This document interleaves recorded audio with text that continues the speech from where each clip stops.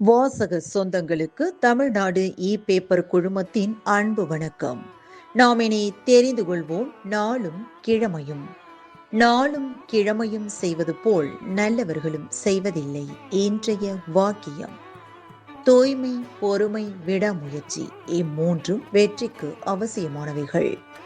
இன்றைய நாள் 3/1/2026 விசுவாவசு வருடம் மார்கழி மாதம் 19ஆம் தேதி சனிக்கிழமை.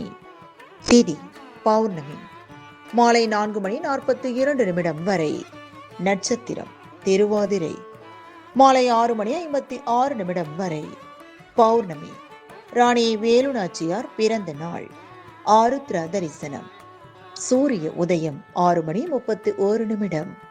நல்ல நேரம் காலை மணி 7:30 முதல் 8:30 வரை. மாலை மணி 4:30 முதல் 5:30 வரை. ராகு காலம் காலை மணி 9 முதல் 10:30 வரை. குளிகை காலை மணி 6 முதல் 7:30 வரை.